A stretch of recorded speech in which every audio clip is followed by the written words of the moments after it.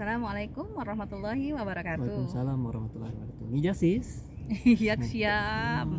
Jadi kalau kalian sudah sampai di Azerbaijan, ucapan seperti itu sering sekali didengar, apalagi ketika berpapasan dengan orang-orang tua ya. Salam ya. Ya. Salam it means hello ya, greetingnya orang sini ya, sapaannya. Dan terkadang kita juga bisa lazim mendengarkan orang menggunakan bahasa Rusia gitu ya. Privyet.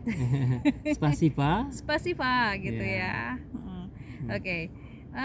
Pada kesempatan kali ini, video kali ini kami akan membahas tentang dokumen yang harus dipersiapkan ketika kalian sudah masuk pada sesi 2 ya, stage 2. Step 2 ya. Atau tahap 2. Tahap 2 artinya ketika tahap 1 rekomendasi dari pemerintah Indonesia sudah didapatkan dan nama kalian sudah masuk dalam list, maka kalian akan mendapatkan notifikasi email via email dari kementerian dengan dilampirkan semacam surat imigrasi untuk pengantar visa ke sini ya.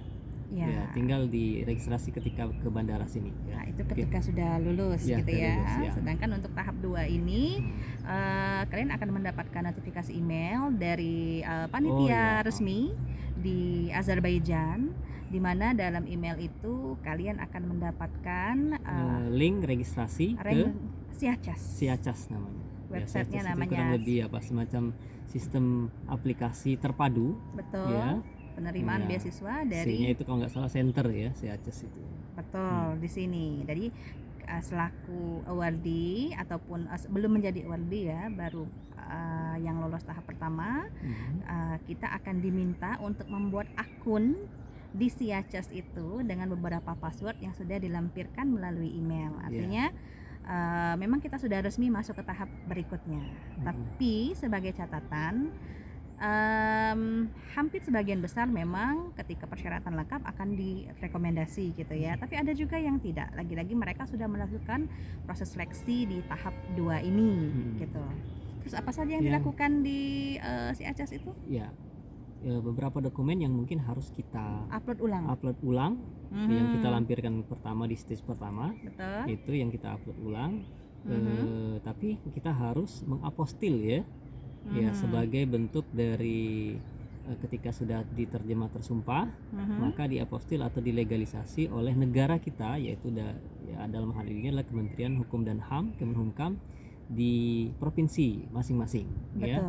Kalau kami kebetulan di Palembang itu pas itu ada di Palembang, ada di kota Palembang, ya di sekitar Jalan Sudirman ya, Jalan Sudirman.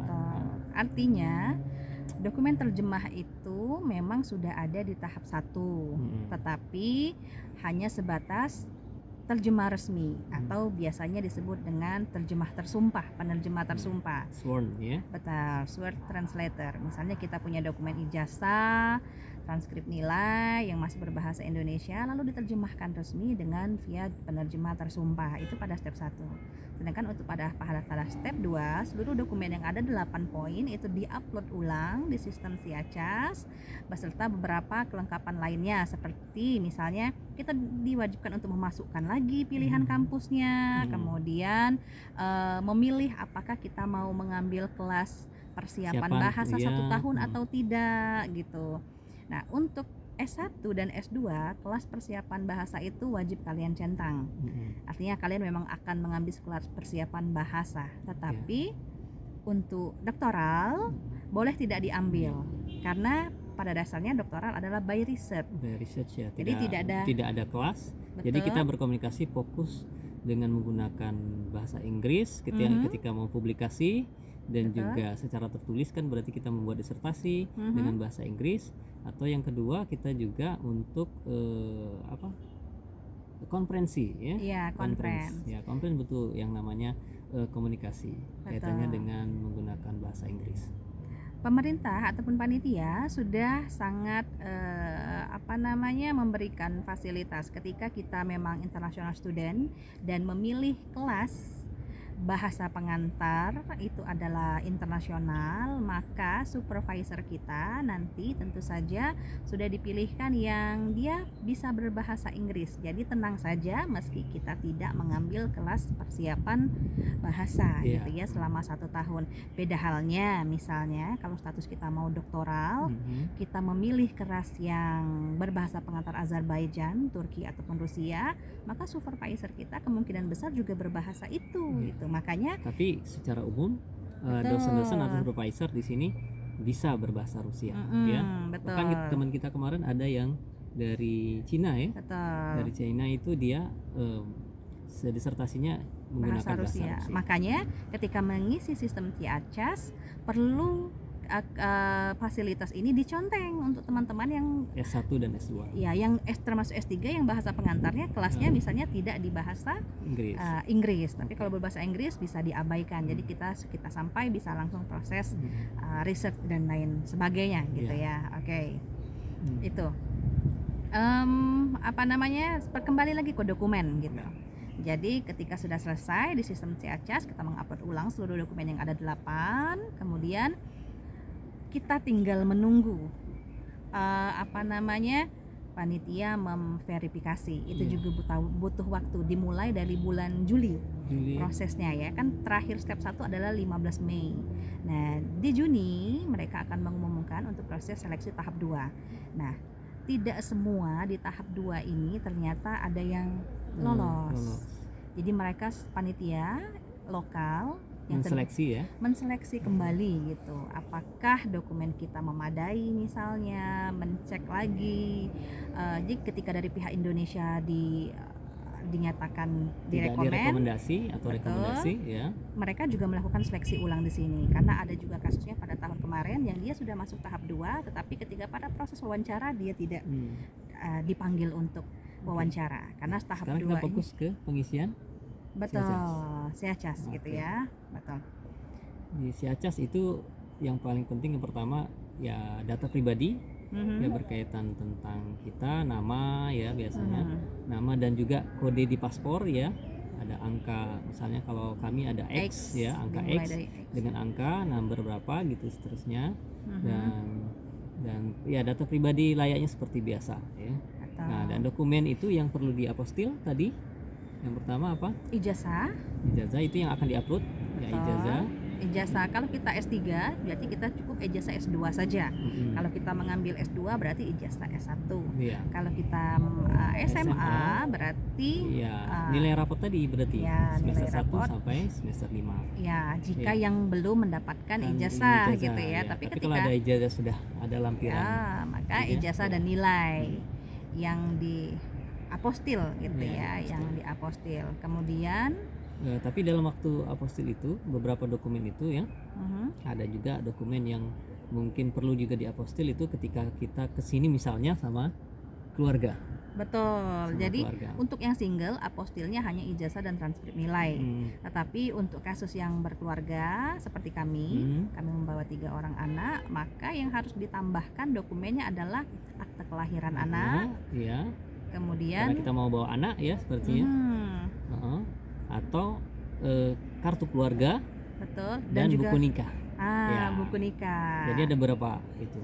Kenapa itu penting sebagai dokumen tambahan yang harus diapostil? Karena ketika kita sudah sampai di Azerbaijan atau di Baku, kita akan membuat green card atau TRP ya. Iya, kartu Temporary Resident Permit. Iya, kartu atau izin tinggal kita selama kita studi. Karena anak kita bukan bagian daripada awardee, jadi mereka masuk layaknya sebagai peserta ataupun pendamping daripada orang tua yang sedang studi. Status mereka adalah studi gitu, mendampingi orang tua. Ya, sebagai anggota keluarga ya. Betul, dibuktikan dengan adanya buku nikah, dan kartu keluarga dan juga surat kelahiran mereka. Makanya harus diapostil. Jadi proses apostil biar berbarengan adalah ijazah transkrip nilai, kartu keluarga misalnya, akte kelahiran dan juga buku nikah untuk yang berkeluarga gitu ya. Tapi itu berlaku untuk misalnya kalau kartu keluarga dan akta nikah itu diapostil bagi yang salah satu dari keluarganya itu yang sebagai awardee. Kalau kami ya karena kami adalah dua-duanya awardee, Betul. cukup dengan melampirkan kami sebagai awardee ya. Karena istri juga awardee, jadi tidak perlu lagi buku akta nikah sama kartu keluarga. Tapi kalau salah satu berarti kita harus mempostil semua ya. Betul. Kartu keluarga, akta nikah, dan juga sertifikat birth atau akta kelahiran. Nah, itu penting ya untuk diapostil. Mengingat juga proses apostil itu membutuhkan waktu yang lama. Ya. Terkadang ada beberapa kendala ketika kita proses, karena semuanya kan by online, hanya mengambilnya saja, kita datang langsung ke kantornya. Tapi proses pengajuan, menunggu, verifikasi, validasi itu membutuhkan waktu yang lama. Memang idealnya hanya misalnya 1 minggu, tetapi terkadang dokumen kita dipulangkan lagi, harus melengkapi dokumen. Nah, bisa memakan waktu 2 minggu sampai 3 minggu. Jadi dipelajari betul gitu ya. Karena prosesnya 2 atau 3 hari baru diverifikasi, bisa lanjut ke stage selanjutnya untuk membayar dan diterbitkan apostilnya. Ya.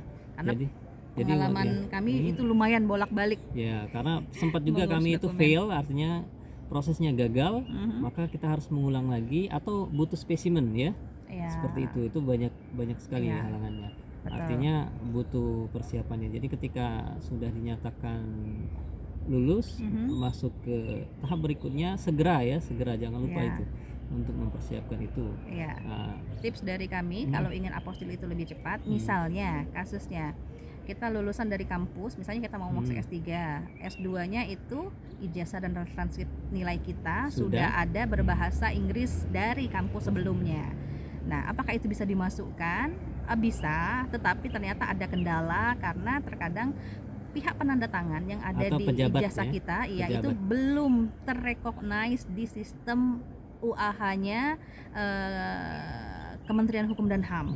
Nah, di sistem itu nanti mereka meminta spesimen ulang. Artinya kita minta membawa langsung tanda tangan basah, tanda tangan bla bla bla, bolak-balik ke kampus. Nah, repot. Atau akta nikah kemarin. Nah, akta nikah misalnya. Akta nikah itu harus harus dispesimen oleh Kementerian Agama pusat, bukan di KUA setempat ya. Terus kita harus ke Kementerian Agama minta tanda tangan basah, menjelaskan itu, repot gitu ya. Nah, solusinya adalah cepat saja terjemahkan dokumen asli kita yang berbahasa Indonesia. Jadi yang berbahasa Inggrisnya tidak dipakai. Ya, kalau akta nikah itu sebenarnya sudah ditranslate. Iya, sudah ada berbahasa Inggris, tapi mereka masih mau minta ini gitu ya.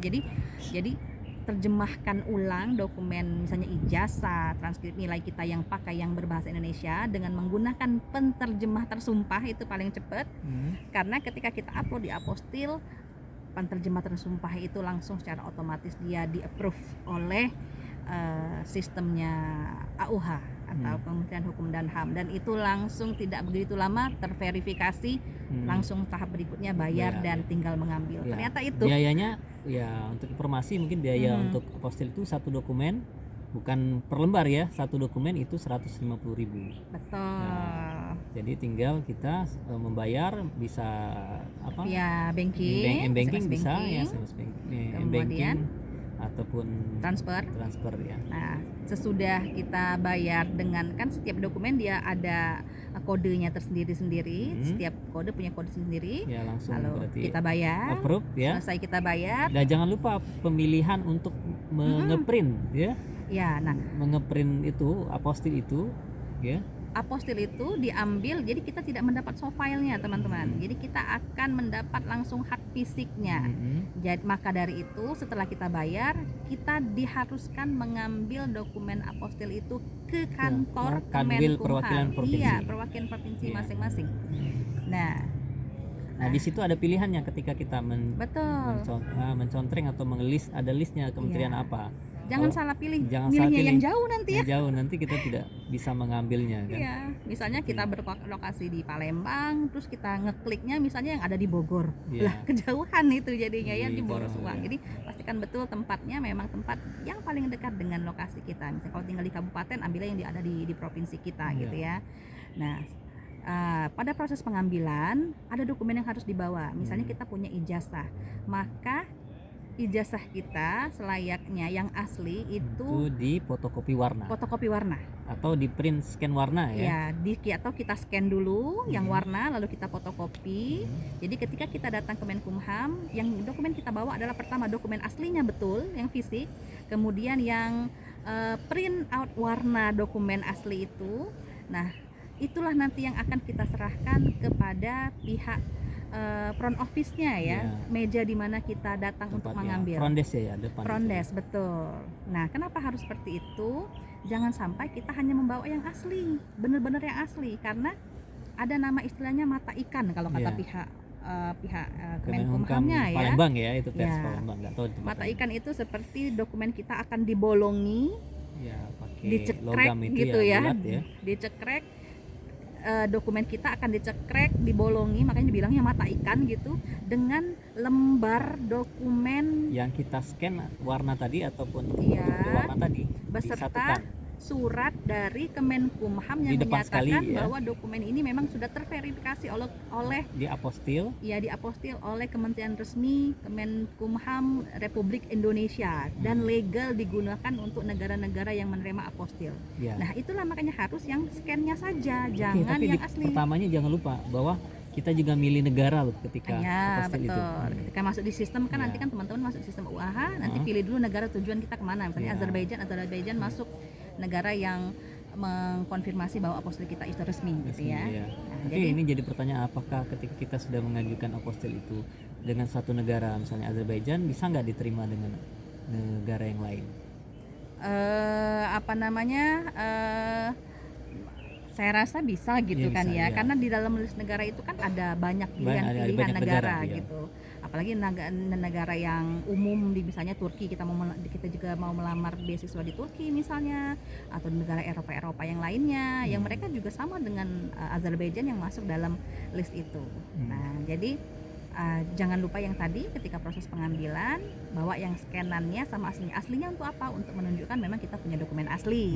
Nah, dokumen yang scan-nya adalah untuk ikut digandeng dengan surat resmi dari Kemenkumhamnya yang nanti akan dicepret atau istilahnya dimata ikankan gitu ya. Nah, itu yang akan dibawa kemana-mana. Kalau tidak membawa yang scanannya, nanti yang asli kita itu loh yang langsung dibolongi. Nah, itu kan repot gitu ya. Nanti siapa tahu kita butuh untuk dokumen yang lain gitu kan ya.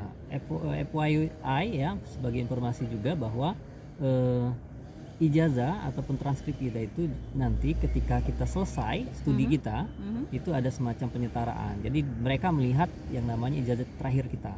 Maka apostil ini sangat penting. Nah, mungkin ke depan apostil ini juga seperti kami akan kami translate juga dengan bahasa Azerbaijan.